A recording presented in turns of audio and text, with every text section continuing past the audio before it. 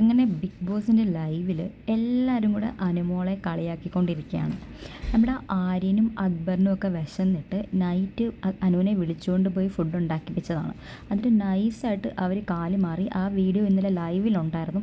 അവർ മനഃപൂർവ്വം ചെയ്ത പ്ലാനായിരുന്നു എന്നും അതിനകത്ത് നെവിൻ കയറി ഇടപെട്ട് ഓവർ ഷോ കാണിച്ച് അങ്ങനെ കുറച്ച് ഇഷ്യൂസൊക്കെ ഇന്നലെ ഉണ്ടായിരുന്നു. അപ്പോൾ ക്യാപ്റ്റൻ്റെ അടുത്ത് പറയാതെ ഉണ്ടാക്കിയതിന് സാബുമാൻ ഓൾറെഡി ഒരു ദേഷ്യമുണ്ട്.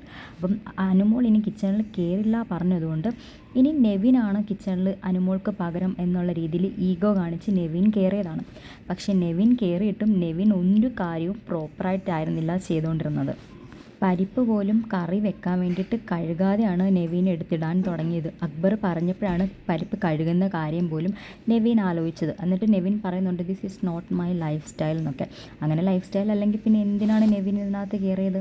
അതേപോലെ ഫുഡ് ഉണ്ടാക്കുന്നതെല്ലാം നെവിൻ ഒരു ബൗളിനകത്ത് എടുത്ത് അവിടെ നിന്ന് കഴിക്കുന്നുണ്ട്. ഇതിനൊക്കെ വേണ്ടിയിട്ടാണ് നെവിൻ ഇത്ര സീൻ ഉണ്ടാക്കിയത്. അതേപോലെ സാബുമാൻ വന്ന് നെവിൻ്റെ ചെവിയിൽ പറയാണ് അവൾ അഹങ്കാരിയാണ്, അവൾക്ക് അങ്ങനെ തന്നെ വേണം എന്നുള്ള രീതിയിലൊക്കെ പറയുന്നുണ്ട്. അതിനുശേഷം സാബുമാൻ വേറൊരു കാര്യം കൂടെ പറയുന്നുണ്ട്. അനുമോൾ എപ്പോഴും കിച്ചൻ്റെ അതിലേക്കൂടെ പോയിട്ട് പിറുപിറുത്തോണ്ട് പോകും അത്രേ.